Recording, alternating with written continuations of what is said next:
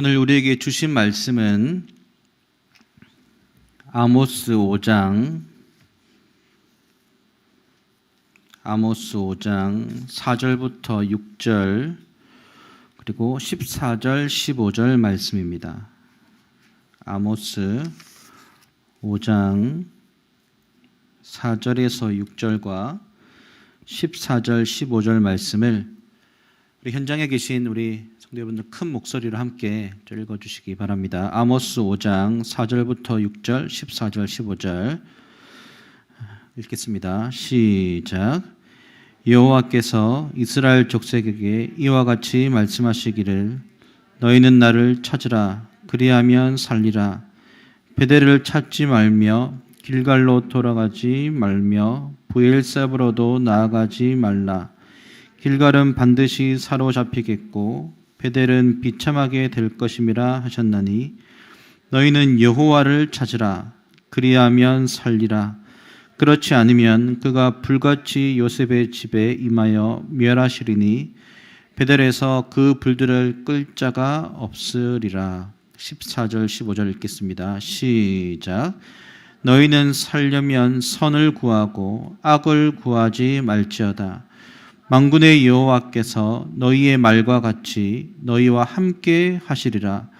너희는 악을 미워하고 선을 사랑하며 성문에서 정의를 세울지어다. 만군의 하나님 여호와께서 혹시 요셉의 남은 자를 불쌍히 여기시리라. 아멘. 이 시간 광장의 공동체가 되자라는 제목으로 목사님 말씀 증거해 주시겠습니다.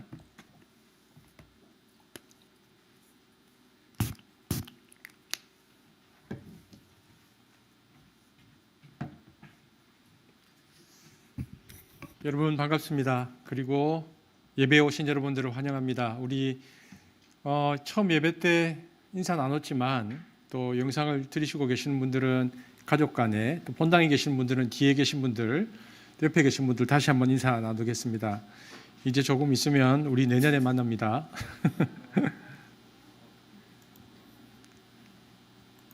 우리 처음 예배 시작할 때도 그랬지만 이렇게 의자를 놓고 예배를 드리는 게 2년 만인 것 같습니다.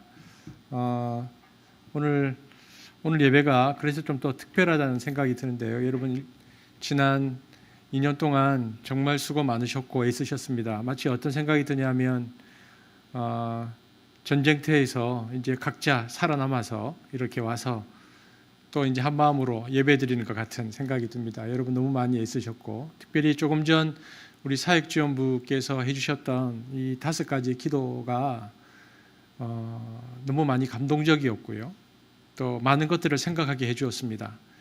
너무 감사하고 고맙습니다. 한 습의 고백이라는 생각이 듭니다. 오늘 또 우리에게 주실 말씀들을 기대합니다. 우리 말씀의 공동체이기 때문에 제가 기도하고 말씀 전하겠습니다. 사랑의 하나님 감사합니다. 특별한 예배를 드립니다. 한 해를 마무리하고 새해를 맞으면서 예배할 수 있다는 것이 감사입니다. 오늘 말씀을 통해서 우리가 2022년도를 소망하기를 기대합니다. 성령께서 말씀하여 주시고 우리가 반응케 하여 주옵소서. 예수님 이름으로 기도합니다. 아멘. 자, 오늘 제목이 뭐였습니까? 오늘 제목. 자, 조금 더 소리 내어 주실래요? 시작. 광장의 공동체가 되자. 여러분 성경에는 예언자들을 다룬 책들이 있습니다. 이사야, 예레미야, 에스겔, 호세아. 여러분 제가 한번 질문해 보겠습니다. 이사야, 예레미야, 에스겔, 호세아 이런 책들의 1장 1절에 어떤 내용들이 있었는지 기억나십니까? 이런 예언서들의 1장 1절에 나타난 예언서들의 1장 1절의 패턴들은 뭘까요? 금년에 우리 성경 읽기도 하셨는데 어떤 패턴들이 있습니까? 제일 먼저 제일 뭐가 먼저 나올까요? 시대 이야기가 나옵니다. 그래서 무슨 왕의 시대에 이렇게 나옵니다. 다음은 뭐가 나올까요? 예언자들의 이름이 나옵니다. 이것이 많은 예언서들의 특징입니다. 모두가 다 그렇지는 않지만 대부분 다 이 패턴입니다. 그래서 어느 왕의 시대에 누구에게 임한 여호와의 말씀 이런 식의 이야기입니다. 여러분 그러면 왜 예언자들의 이름 앞에는 왕들의 이름이 나올까요? 무슨 왕의 시대에 이 예언자가 이런 시대적인 정보는 어떤 의미를 가지고 있는 것일까요? 이 질문을 하기 위해서는 한 가지 더 선제해야 하는 질문이 있습니다. 자, 여러분, 제가 질문을 던지지만 답을 안 하실 걸 알면서도 계속 던집니다. 엘리야와 엘리사, 선지자, 엘리야와 엘리사와 이사야, 예레미야, 아모스 이런 분들의 가장 중요한 차이점은 무엇일까요? 엘리야, 엘리사 선지자와 이사야, 예레미야, 아모스 선지자들의 차이점은 뭘까요? 기대했었습니다. 아무도 답을 안 하실 거라고. 엘리야는 엘리야서가 없습니다. 엘리사도 엘리사서가 없습니다. 그러나 아모스는 있습니다. 그러니까 우리는 아모스가 뭐 하는 사람인지 어떤 능력을 행했는지 사실 성경을 읽어도 기억을 못합니다. 엘리야는 그래도 우리가 몇 가지 기억하는 거 있잖아요. 죽은 사람도 살렸고 비가 오기도 했지만 아모스는 도대체 이분이 무슨 활동을 했는지 아는 것이 없고 나홈 그러면 완전히 깜깜합니다. 우리가 아무것도 모릅니다. 말라기도 마찬가지입니다. 이게 도대체 뭔지 우리가 얼핏 생각하면 엘리야나 엘리사가 훨씬 더 우리가 그냥 흔히 하는 말로 영빨이 다른 선지자보다 훨씬 더 셀 것 같잖아요. 기도하면 죽은 자도 살리는 거의 예수님급이거든요. 그런데 왜 이분들에 관한 내용들은 별도의 책이 있지 않고 왜 잘 모르는 아모스나 나홈이나 말라기나 학개나 이사야나 예레미야나 이런 분들에 대해서는 이런 두툼한 책들이 있을까? 도대체 기준이 뭘까요? 오늘 저와 여러분이 본 이 아모스서는 그러니까 이스라엘과 북이스라엘과 남유다, 물론 정치적 종교 지도자들 뿐만 아니라 그리고 그 주변 그 국가들을 향해서 비난한 첫 번째 예언서거든요. 그렇다면 왜 아모스 예언자부터 그 이름을 딴 책들이 존재했을까? 만약에 이거 맞추시면 제가 큰 상 드리겠습니다. 쉽게 생각하면 그 이전에 임했던 선지자 있잖아요. 뭐 엘리야가 자신에게 임했던 그 하나님의 말씀을 전할 때와 아모스와 전할 때와는 도대체 어떤 차이가 있을까? 그런데 분명히 무언가 달라졌다는 것입니다. 여러분, 그러면 엘리야, 엘리사 시대를 먼저 보겠는데 엘리야, 엘리사 이야기는 우리가 열왕기사를 읽어보면 공통점이 뭡니까? 전부 다 엘리야, 엘리사 얘기는 전부 다 사건입니다. 사건 위주로 기록된 열왕기의 예언자 엘리야와 엘리사입니다. 요즘 말로 하면 다 에피소드입니다. 뭐 엘리야가 그리 시내가에 숨어 있을 때 까마귀가 뭘 날라주었다라든지 열심히 도망가서 호렙산에 가서는 하나님을 경험했다든지 세미한 음성을 들었다든지 전부 다 이런 사건 에피소드 중심입니다. 엘리사 때도 마찬가지입니다. 엘리사 때에 제자들이 모여서 먹을 것이 없어서 아무 풀이나 국에 넣어 끓였더니 그 가운데 독풀이 있어서 먹고 다 죽게 되었는데 거기다가 무언가를 집어넣었더니 괜찮게 되었다. 온통 에피소드입니다. 이야기가 잔뜩 있습니다. 그러니까 이것으로 알 수 있는 게 뭐냐면 엘리야, 엘리사 같은 경우는 에피소드를 전하는 것으로도 하나님이 원하시는 것을 당대의 사람들에게 전하기에 충분했다는 것입니다. 그러나 아모스 때부터는 달라집니다. 아모스, 미가, 예레미야, 이사야 이런 분들에게 주신 하나님의 말씀은 이분들을 둘러싼 에피소드를 전하는 것만으로는 적절치 않았다. 뭔가 부족했다는 것입니다. 그래서 이사야서에도 에피소드가 나오긴 하지만 굉장히 적습니다. 엘리야나 엘리사는 거의 다 에피소드를 중심으로 하나님의 메시지를 전했지만 그러나 미가서부터는 에피소드는 굉장히 좋고 온통 말씀 자체, 그러니까 이사야가 받았던 말씀, 미가가 받았던 말씀 그 자체가 중심이 됩니다. 그래서 우리는 생각하게 됩니다. 왜 아모스 때부터는 책이라는 형태로 전해졌을까? 그것은 그 이전과 그 이후가 하나님의 말씀이 전파되어지는 그 수단이 달라져야만 했다는 것입니다. 사건이나 어떤 에피소드나 일화를 전하는 것이 아니고 말씀 자체의 내용이 필요한 시대가 왔다는 것입니다.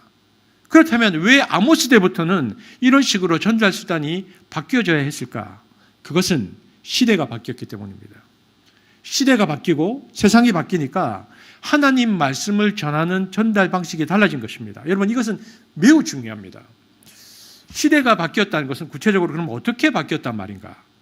여러분, 게르하르트 폰 라드라고요, 유명한 구약학자가 있습니다. 이분이 예언자들의 메시지라는 책에서 정돈을 굉장히 잘 해놨습니다. 무엇이 바뀌었는지. 그런데 이것을 한마디로 요약하면 미가 선지자가 주전 8세기, 그러니까 예수님이 오시기 800년 전인데 주전 8세기 중엽 이래 결국 예언자들이 등장했었던 그 특징들이 무엇인가? 왕들의 시대는 달랐고 쳐들어왔던 나라들의 시대는 달랐지만 공통점은 무엇인가? 위기였다는 것입니다. 위기가 도래하고 그때부터 선지자의 이름을 가진 책들이 나오기 시작했습니다. 여러분, 엘리야 엘리사 때도요, 가난한 사람들은 있었습니다. 가령 아까도 말씀드렸지만 엘리사를 따라다니던 제자들이 너무 가난한 제자 공동체여가지고 먹을 것이 없어서 풀을 뜯어 먹다가 독풀 뜯어서 다 죽게 되는 장면이 나오는데 너무나 가난한 공동체였는데 신기하게도요, 엘리야도 엘리사도 가난 문제를 언급한 적은 없습니다. 그들이 가난 문제를 이야기하지는 않았습니다. 그러니까 이건 뭐냐면 그때의 가난은 사회적인 문제가 아니었다는 것입니다. 그런데 미가 선지자부터 주전 8세기 중엽 이후에 등장하는 아모스부터 호세아, 미가, 이사야, 예레미야, 에스겔 예언자들의 공통된 이슈가 뭐냐? 가난 문제입니다. 그들은 가난 문제를 이야기하기 시작했습니다. 그래서 아모스 이후부터요, 본격적으로 지적한 빈부격차 문제, 경제 문제를 언급합니다. 이것이 예언자들에게 가장 중요한 문제가 되었다는 것입니다. 엘리야나 엘리사, 그러니까 엘리야나 엘리사 전의 선지자는 뭡니까? 여러분 알고 있는 선지자 누가 있습니까? 엘리야나 엘리사 전의 선지자 나단, 또 그 전 선지자는 누굽니까? 사무엘. 이런 분들은 전혀 언급조차 하지 않았던 선포들이 미가서 같은 경우를 보면 전부 다 가난 이야기들, 이런 이야기들로 바뀝니다. 원인이 사회 경제적인 변화, 시대상의 변화가 있었다는 것입니다. 이것을 보면서 알 수 있는 것은 하나님은 언제나 동일한 분이시지만 그 하나님 말씀이 전혀 다른 내용으로 선포되어지는 일들이 생겨난다는 것입니다. 이것만 이해해도 예언자들을 볼 때 시대 상황을 아는 것이 너무나 중요하구나 하는 것을 알게 됩니다. 여러분, 우리도 그렇습니다. 여러분, 지금 대한민국을 생각할 때 설교자들이 정말 열심히 전해야 할 메시지는 무엇일까요? 지금 대한민국을 생각하면 그것은 사회 경제적인 이야기일 것입니다. 한국도 빈부격차가 너무 심해져 가는 이런 문제들이 있을 때 그 문제들을 다 뒤로 하고 하늘만 바라보자 이렇게 설교하면 이 설교는 참 뜬금없는 설교가 됩니다. 현재 일어나고 있는 일들을 아예 무시해버리는 거죠. 지금 우리 시대에 하늘을 바라보자라는 것은 가난 문제를 성경적으로 접근하는 것으로 나타나야 되는데 그렇지 못하고 그냥 하늘만 바라보자 이렇게 얘기하면 굉장히 무력한 설교가 되어버립니다. 이것은 사무엘이나 엘리야, 엘리사 시대에는 다루어지지 않았던 그 이야기들이 미가 우리가 알고 있던 미가부터 다루어진 이유이기도 합니다. 무엇보다 가난의 문제도 중요했지만 왜 가난의 문제가 발생했는가? 주전 8세기부터 발생했었던 가장 큰 문제는 뭐냐면요, 국제 정세였습니다.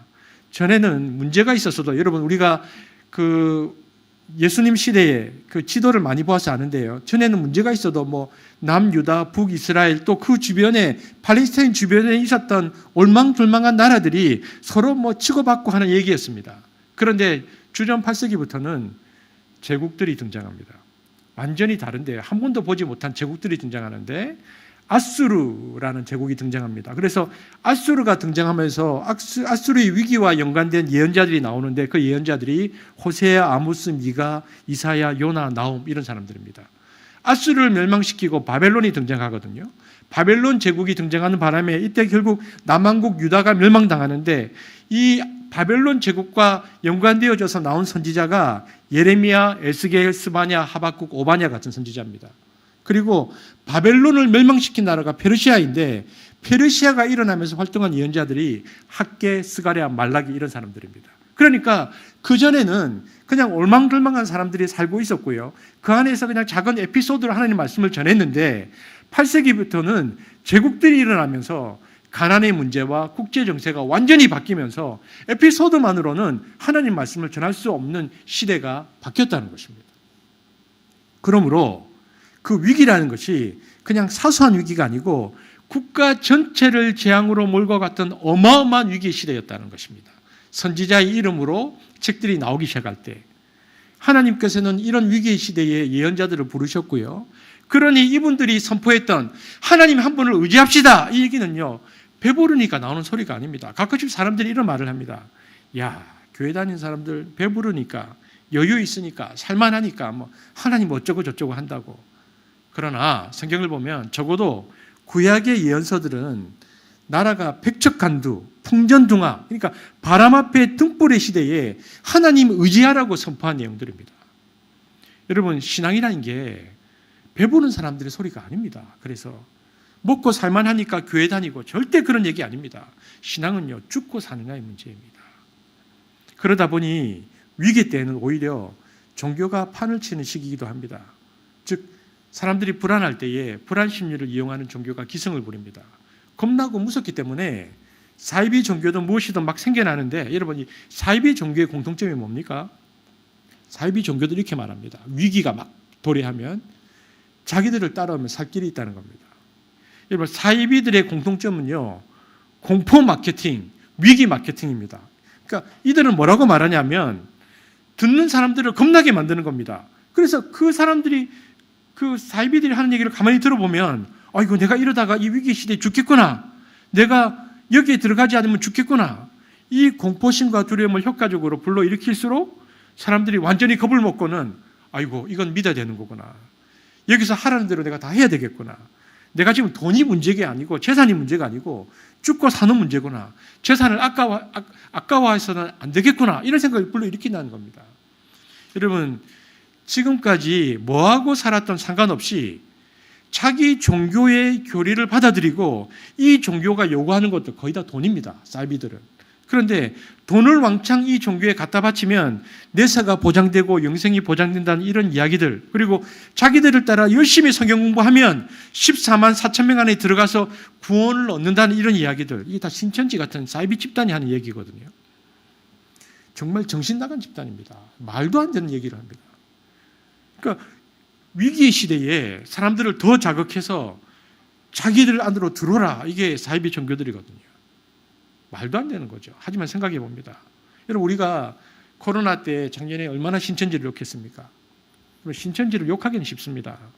그런데 문제는 뭐냐? 정통신앙을 가진 우리는 무엇이 다른가? 여러분, 신천지는 분명 사이비입니다. 엉뚱한 것을 붙잡고 있는 사이비입니다. 그렇다 치고 우리는 어떻습니까? 우리는 마태복음 7장에 주목해야 됩니다. 마태복음 7장 21절을 한번 같이 읽어볼까요? 함께 읽겠습니다. 시작. 나더러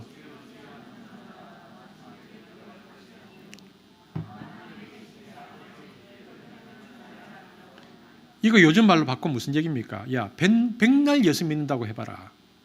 예수님이 날 위해 죽었니 살았니 백날 말해봐라. 그거 갖고 구원 받을 줄 아느냐, 이 얘기입니다. 여러분, 우리는 이 말씀을 예수님이 지금 우리를 향하여 하시는 강한 말씀이라고 들어야 합니다. 여러분, 나라가 망하는 난세가 도래했을 때 예언자들이 한결같이 외쳤습니다. 뭐라고 말했는가? 너희들은, 정답은 이거였습니다. 너희들이 하나님 말씀을 떠났기 때문이다. 그래서 위기가 도래했다는 것이, 하나님 말씀을 떠났기 때문에 위기가 도래했다는 것이 예언자들의 한결같은 답변이었습니다. 제국들이 나라들을 쑥밭처럼 만들 때 너희들은 하나님 말씀을 떠났기 때문이다. 국가적, 그래서 위기 앞에서 제국들이 침략했을 때 선지자들은 너희들의 살 길은 하나다, 하나님께로 돌아가는 것이다, 그것만이 유일한 살 길이라고 외쳤습니다. 한번 볼까요? 예레미야서 3장 12절 함께 읽겠습니다. 시작. 너는 가서 북을 향하여 이 말을 선포하여 이르라. 여호와께서 이르시되 배역한 이스라엘아 돌아오라. 나의 노한 얼굴을 너에게로 향하지 아니하리라.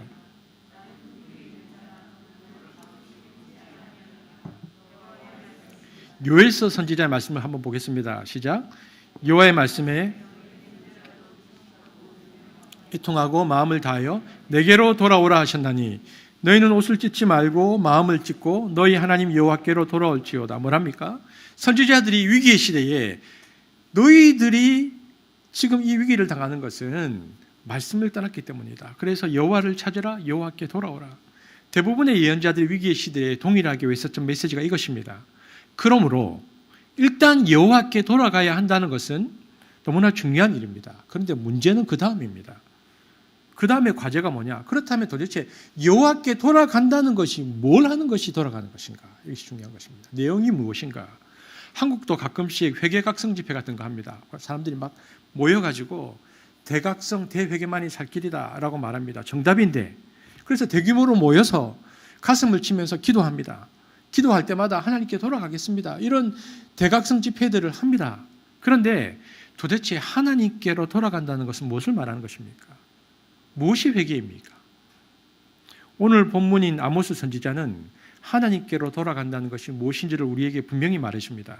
아모스 선지자가 주전 8세기인데 여로보암 2세가 통치하던 이때가 사치와 빈부, 격차와 우상 숭배가 가득했던 북이스라엘이었는데 이 북이스라엘 향해서 말씀을 선포하던 예언자로 이때 이사야 선지자도 비슷한 시기 활동했는데 오늘 본문에 보면 아모스 선지자가 그 당시 이스라엘을 향해서 이렇게 외칩니다. 한번 볼까요? 5장 4절 6절 오늘 본문인데 다시 한번 읽겠습니다. 시작. 여호와께서 이스라엘 족속에게 이와 같이 말씀하시기를 너희는 나를 찾으라 그리하면 살리라. 베델을 찾지 말며 길갈로 들어가지 말며 브엘셀바로도 나아가지 말라. 길갈은 반드시 사로잡히겠고 베델은 비참하게 될 것임이라 하셨나니 너희는 여호와를 찾으라 그리하면 살리라. 그렇지 않으면 그가 불같이 요셉의 집에 임하여 멸하시리니 베델에서 그들을 끌 자가 없으리라. 그러면서 14절 15절 이렇게 얘기합니다. 시작. 너희는 살려면 선을 구하고 악을 구하지 말지어다. 만군의 하나님 여호와께서 너희의 말과 같이 너희와 함께 하시리라. 너희는 악을 미워하고 선을 사랑하며 성문에서 정의를 세울지어다. 만군의 하나님 여호와께서 자, 여러분 제가 오늘 뭘 설교하려는지 이 본문에서 다 나왔습니다. 아시겠습니까? 여러분 보십시오. 앞구절에서 이스라엘이 그렇게 된 것은 하나님 말씀을 떠났기 때문에 선지자가 너희는 나를 찾으라 그러면 산다 그랬습니다. 5장 4절이더 한번 다시 볼까요? 시작. 여호와께서 이스라엘 족속에게 이와 같이 말씀하시기를 너희는 나를 찾으라 그리하면 살리라 그랬죠. 그런데 그 뒤에 뭐라고 말씀하시냐면 나를 찾으면 사는데 나를 찾는 것이 아닌 것이 있다. 나를 찾으라 그래놓고는 나를 찾는 것이 아닌 것이 있다. 나를 찾는 것이 아닌 것이 무엇인가? 5장 5절에 뭐라고 되어 있습니까? 베델을 찾지 말며 길갈로 들어가지 말며 브엘셀바로도 나아가지 말라. 이렇게 말씀하셨습니다. 너희는 나를 찾으라 말씀하신 다음에 너희가 베델로 가고 길갈로 가고 브엘셀바로 가는 것은 나를 찾는 것이 아니라고 말씀하셨습니다. 여러분 베델, 길갈, 브엘셀바가 뭡니까? 이 특징들이 다 그 당시 예배 처소들입니다. 오늘날 따지면 예배당입니다. 성소가 있던 성지들입니다. 그러니까 아모스서에서 베델, 길갈, 브엘셀바가 상징하는 것은 너희들 나를 찾는다고 하고 예배 중심 해결을 하지 마라. 예배 중심으로 뭘 해결하려고 하지 말라는 말입니다. 즉 하나님께 무언가 또 최선을 다하기 이런 맥락으로 뭘 하려고 하지 말라는 얘기입니다. 하나님이 나를 찾으라 그러면 산다 그러면서 나를 찾는 것이 아닌 1번이 뭐냐? 가장 1번이 뭐냐? 성지순례 그런 거 하지 말라는 겁니다. 이스라엘 가지 말라는 말이 아니고 성소를 찾아다니면서 또 그때 하나님께 극직한 재물 갖다 바치는 것 그러면서 하나님 내 삶에 임한 위기를 건져 주옵소서 이런 거 하지 말라는 겁니다. 그런 거 하지 마라. 그런 거 하지 마라. 나를 찾으라 했는데 또 와가지고는 또 뭘 예물 갖다 바치고는 또 이 위기를 구해달라 그런 거 하지 말라 이렇게 말씀하십니다. 그러시더니 14절에 그러시더니 이렇게 말합니다. 너희가 살려면 어떻게 해야 되는가? 14절에 뭐라고 되어 있습니까?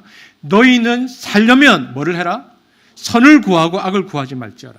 잘 보십시오. 하나님께 돌아가는 것 와서 예배당에 와서 또 뭐 예물 드리면서 하나님 해결해 주십시오 이렇게 하지 말고 그런 건 하면 안 된다. 그리고 너희가 살려면 뭐하냐? 선을 구하고 하나님을 찾는 것과 뭐가 이퀄입니까? 선을 구하는 것이 동일하는 것입니다. 하나님을 찾는 것이 예배당에 와서 예물 드리고 그런 게 아니고 하나님을 찾는 것은 선을 구하는 것이다. 이것이 동일하는 것입니다. 그러면 살려면 선을 구하고 악을 구하지 말아라를 그 뒤에 한 번 더 반복하시더니 마지막에 하는 말이 뭘 해야 된다. 5장 15절 보겠습니다. 시작. 너희는 악을 미워하고 선을 사랑하며 성문에서 정의를 세울지어다. 나를 찾으라고 가신 하나님께서 선을 구하라고 말씀하시면서 그걸 선을 구하는 것은 어떻게 하는 거냐? 악을 미워하고 선을 사랑하면서 성문에서 정의를 세우는 것이 나를 찾는 것이다. 여러분 성문에서 정의를 세우라 이게 무슨 말일까요? 성문은 이스라엘의 출입구였는데 성문을 열고 들어가자마자 뭐가 나올까요? 성문을 열고 딱 들어가면 뭐가 나왔을까요? 그 안에 광장이 나왔습니다. 지금도 이스라엘 성을 둘러싼 몇 개의 문이 있는데 들어가면 바로 광장이 있습니다. 그 광장에서 시장이 열리기도 하고 재판이 열리기도 하고 마을회의가 열리기도 하는데, 그러니까 성문이 의미하는 바는 그 문짝을 말하는 것이 아니고 이것을 영역을 달리하면요, 공적인 영역입니다. 사적인 영역이 가정이라면 가정과 대조되는 것이 성문, 성문은 공적인 영역, 즉 삶의 공동 구간입니다.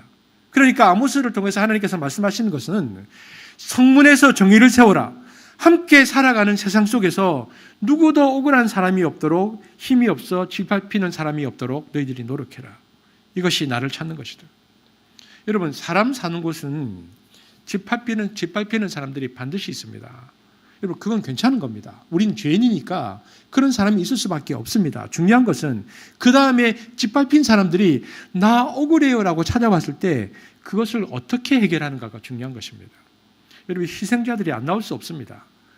그런데 관건은 그 억울함이 어떻게 풀렸는가 하는 것입니다. 죄를 안 짓는 것이 중요한 것이 아니고 지은 죄를 어떻게 다룰 것인가가 중요합니다. 여러분, 구의역 스크린도어에서 희생당한 젊은 노동자들, 세월호 같은 일들, 이런 일 안 일어나는 나라 없습니다. 나라마다 그런 일들은 다 일어납니다. 중요한 것은 이런 일이 생긴 다음에 어떻게 다룰 것인가. 이것이 성문에서 정의를 세우라는 말씀의 의미입니다. 즉, 위기를, 국가적 위기나 개인의 위기나 위기를 돌파하는 방법은 종교를 갖거나 그 종교의 예배에 열심을 내는 것이 아니라, 사이비들이 말하는 그것이 아니라 그 종교의 재산 갖다 바치는 것이 아니고 내 곁에 삶이 하나도 안전하지 않고 위기에 빠진 이웃들이 있는데 바로 내 옆에 있는 위기에 빠진 이웃을 구하는 삶을 함께 할 때에 너희들도 그 위기에서 건짐을 받는다. 이렇게 말하는 것입니다. 생각해 보면 여러분, 이건 너무 당연한 논리입니다. 여러분, 죄를 안 짓는 세상 만들다는 것은 위선자들의 세상입니다. 교회가 이러기 쉽습니다. 마치 죄를 안 짓는 사람들처럼 모여가지고, 교회 공동체는 죄 안 짓는 사람들끼리 모이는 공동체가 아니고 개인적으로나 사회적으로나 죄를 지을 수밖에 없는 죄성을 가지고 있고, 그리고 문화와 배경이 그렇기 때문에 죄를 지을 수밖에 없는데 그것을 어떻게 다룰 것인가가 더 중요하다는 것입니다. 어떤 사람이 내일 지구에 종말이 온다 할지라도 오늘 사과 심겠다 한 분이 있는데, 오늘 우리가 본 미가와 동시대의 선지자 이사야가 이렇게 말합니다. 그가 이렇게 말합니다. 내일 유다의 멸망이 온다 할지라도 나는 오늘 고아의 억울함을 풀어주고 과부의 삶을 변화하는 일을 하겠다. 그가 그렇게 말했습니다. 이것이 예언자가 오늘 우리에게 던지는 메시지입니다. 위기에 처한 이웃을 살릴 때에 우리에게 임한 위기가 사라진다는 것입니다. 아모스 5장 15절 다시 한번 볼까요? 시작. 너희는 악을 미워하고 분명 하나님께로 돌아가는 것이 위기를 탈출하는 유일한 길입니다.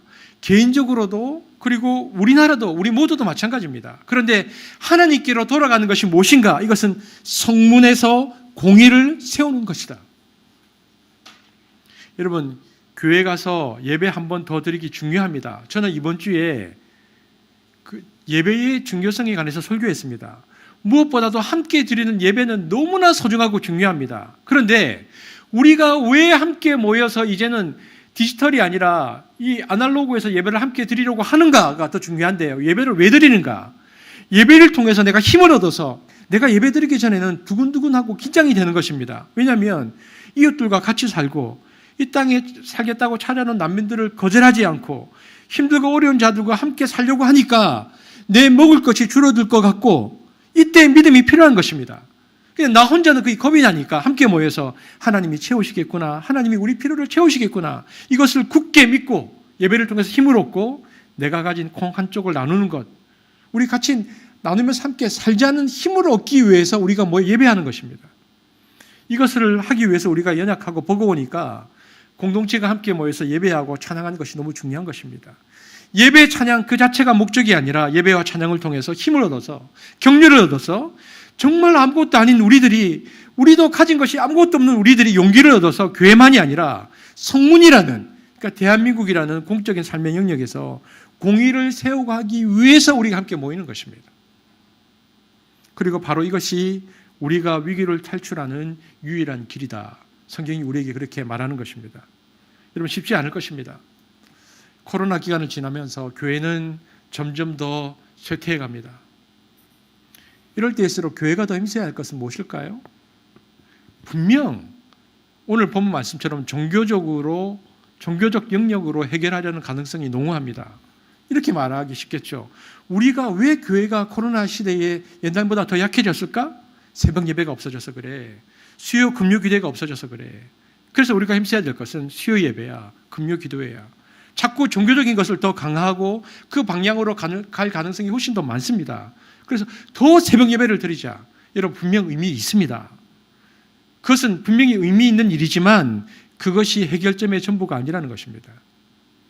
만약 그것만을 강조하는 것은 이 세상을 향한 하나님의 조건 없는 사랑과 그리스도인을 통해서 이 땅에 공의를 바로 세우고자 하시는 하나님의 거룩한 뜻을 고대 제사의 종교로 다시 전락시키는 것입니다.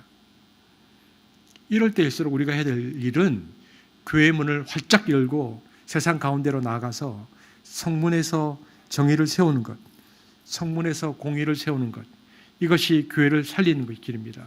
그럴 때 교회는 대한민국의 빛이 되는 것입니다. 자기들끼리 행복한, 자기들끼리만 챙겨주는 공동체가 아니라 성문에서 정의를 세우니 교회야말로 세상의 빛이고 소금이다라는 이야기를 들어야 합니다. 그러므로 오늘 2021년도, 이제 2022년도가 되었네요. 우리는 이 2022년도를 생각하면서 뭘 생각해야 되냐면 나는 성문이라는 공적인 영역에서 2022년도에 나라는 개인과 한 습은 무엇을 해야 할 것인가를 생각해야 합니다. 한국 교회는 시대를 바꾸고 역사를 바꿀 것이라는 코로나19 팬데믹 사태 앞에서 세상과 엇박자를 냈습니다. 공공성에 대한 고민이 거의 없었기 때문에 역사와 미래를 바꿀 것이라는 코로나19 앞에서도 하나님의 메시지를 듣지 못하고 미래 사회에 대한 아무런 고민이 없었습니다. 오직 고민하는 것은 코로나 이후에 교회 숫자가 줄어들 것이다. 그것만 염려합니다. 이로 인해 한국 개신교에 대한 비난과 이탈이 급증하고 있고요. 그래서 현재 개신교인들은 심한 혼란에 빠져 있습니다. 그러므로 위드 코로나 혹은 새로운 시대 앞에서 우리는 우리의 신앙과 교회의 본질이 무엇인지를 다시 한번 생각해 보아야 합니다. 그렇다면 그것은 무엇인가? 기독교는 공공의 영역에서 인간 삶의 번영이라는 공동선을 실현해야 하는 예언자적 종교로서의 사명을 안고 있다는 것을 기억해야 합니다. 이제 우리에게 더 중요한 것은 광장에 선 기독교, 공적 신앙이 우리에게 더욱더 중요한 시대가 되었다는 것입니다. 이것이 코로나 이후 우리 시대의 너무 중요한 과제입니다. 여러분 설교할 때 있잖아요. 제가 설교자는 제일 만만한 설교가 뭘까요? 여러분 기도가 이렇게 짧아서 되겠습니까? 그러면 이게 제일 속편한 설교입니다. 기도 하루에 5분도 안 하던 사람 마음 부담될 거고 기도 하루에 30분 하던 사람도 긴장할 거고 1시간 해야 될 것이니까 2-3시간 하는 분도 긴장할 겁니다. 3시간은 못하는 것이고 제일 만만한 것이 이래 정성자극하기입니다. 이렇게 해야 합니다. 여러분 절대 정성이 기르지 않습니다. 하나님께로 돌아가자. 그러면 100에 100 나온 이야기가 예배에 힘쓰겠습니다. 하나님 경배하는 데 힘쓰겠습니다. 분명 예배에 힘써야 합니다. 제가 이번 주에도 말씀드렸지만 이제는 함께하는 예배의 찬양과 기도를 통해서 우리의 다름을 성령 안에서 녹여내어서 그리스도 안에서 하나 되게 하시는 성령을 경험하고 이 경험의 반복을 통해서 교회의 공동체성을 확인하고 회복해야 합니다. 이것은 2022년도에 반드시 우리가 회복해야 할 영역입니다. 우리는 그래서 이번 주에 제가 이 설교를 하기 전에 먼저 예배의 소중함에 대해서 말씀을 드렸습니다. 하지만 그것이 끝인가? 아모스 시대처럼 이 변화와 위기의 시대에 정말 하나님의 백성들이 귀 기울여야 할 하나님의 말씀은 무엇인가? 이사야 선지자는 우리에게 이렇게 말합니다. 이사야서 1장 15절을 한번 보겠습니다. 시작. 너희가 손을 펼 때에 내가 내 눈을 너희에게서 가리고 너희가 많이 기도할지라도 내가 듣지 아니하리니 이는 너희의 손에 피가 가득함이라. 보십시오. 너희가 손을 펼 때에 내가 내 눈을 너희에게서 가리고 너희가 많이 기도할지라도 내가 듣지 아니하리니 이유가 뭡니까?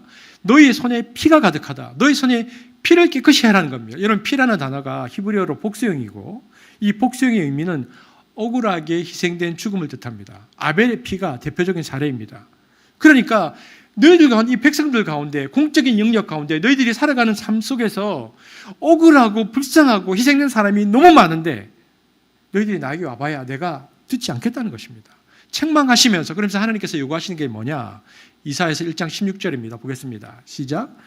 너희는 스스로 씻으며 스스로 깨끗하게 하여 내 목전에서 너희 악한 행실을 버리며 행악을 그치고 악은 버리고 선을 행하라. 그래서 선의 내용이 무엇인지 보았더니 선의 내용이 1장 17절에 이것이 선의 내용이라는 것입니다. 보겠습니다. 시작.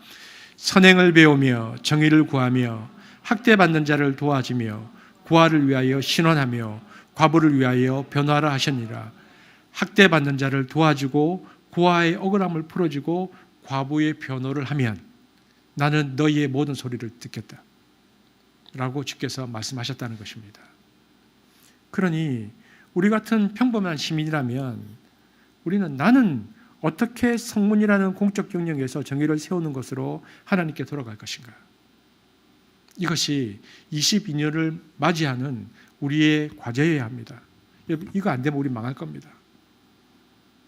이건 안 되면 우리 망할 겁니다. 절대 예배가 불편한 얘기가 아닙니다. 예배는 너무나 소중합니다. 저는 이번 주에 1시간 넘게 그 예배의 소중함에 대해서 말씀드렸습니다. 그러나 그것으로 하나님을 찾는 것으로 한다면 오늘 우리가 읽었던 본문에서 하나님께서 길갈 베델로 가지 말라는 그 얘기를 또 반복하는 것입니다. 지금 코로나 이후에 어마어마한 일이 우리에게 닥쳐오고 있다는 것을 인지해야 합니다. 그러므로 새로운 시대 앞에서 우리는 예배를 드리면서도 우리가 궁극적으로 무엇을 추구해야 할 것을 기억해야 됩니다. 8세기 이래 남북 이스라엘에 두드러지게 등장한 빈부격차와 사회 경제적 불평등에 대한 예언자들의 선포는 확고했습니다. 왜 이런 일이 발생했는가? 그들은 단지 사회적 불의와 왜곡에 관심을 가지고 있는 것이 아니고 선지자들은 가난한 이웃을 억압하고 고아와 과부를 돌아보지 않는 것이 아니고 그런 일이 발생한 것은 하나님께서 세상을 다스리시는 원칙인 공평과 정의를 버린 것이다. 하나님은 아브라함을 부를 때부터 이 세상에 공평과 정의의 세상이 되기를 원했는데 이미 그 세상을 된 것은 너희들이 여호와를 떠난 것이다. 공평과 정의의 삶이 없어져 버린 것이다 라고 말하고 있는 것입니다. 그러므로 8세기 이래에 여호와를 믿는다는 것은 제사를 드리는 것이 아니고 가난한 이웃들에 대해서 어떻게 함께 살아가는가, 이것이 너무나 중요하다는 것입니다. 아까 우리 사역지원부가 기도하실 때에 그 기도가 나왔는데요. 한습의 공의를 한번 생각해 보았습니다. 그래서 한습은 어떻게 살아왔는가, 지난 11년을 가만히 생각해 보았더니 한습은 우리의 처지를, 우리도 개척교회였는데 우리의 처지를 생각하지 않고 하나님이 하시고자 하는 일들을 받아들였습니다. 그래서 지나가는 나그네를 섬겼습니다. 선교사님들을 섬겼고요. 심수제를 통해서 선교사님들을 섬겨냈고요. 많은 선교팀이 왔고 무엇보다 이곳에 와서, 우리도 이곳에 와서 이제 막 정착했는데 우리 아래층에 있었던 3명의 교회를 섬겼습니다. 공의였죠. 정의는 어땠습니까? 힘들고 억울해하는 자들을 우리가 어떻게 도와주었습니까? 다른 사람을 살리는 일, 생명을 회복케 하는 일에 우리가 무엇을 했습니까? 여러분, 상담센터가 있고요. 품앗이를 했고요. 엄마 모임이 있었고요. 반찬 가게가 있었고요. 토요학교가 있었고요. 그리고 2021년도에는 선한 사마리아 프로젝트를 통해서 우리가 그 일들을 하려고 노력했습니다. 그래서 우리가 2022년도를 시작하면서 모퉁이를 남기는 하향성의 공동체가 되기 위한 우리의 고민과 실천은 계속되어야 합니다. 그것이 예배와 더불어서 우리가 광장의 기독교로 나가는 것입니다. 그러기 위해서 저는 2022년도에도 코로나를 위해서 우리가 기도하는데, 그것은 단순한 코로나를 위한 기도가 아니고 어려워하는 이 나라와 민족과 세계를 향한 기도인데, 이 중보기도는 지속되어야 할 것입니다. 그리고 저는 선한 사마리아 프로젝트는 우리 가운데 지속되기를 기대하고 있습니다. 그래서 21년도에는 우리가 터마다 섬겼지만 이제는 22년도부터는 우리가 또 집중하고 거기서 몸으로 또 봉사할 곳이 어딘가를 한번 고민해보는 2022년도가 되었으면 좋겠다는 마음도 있습니다. 이것이 공적인 영역에서의 종교의 역할이고요.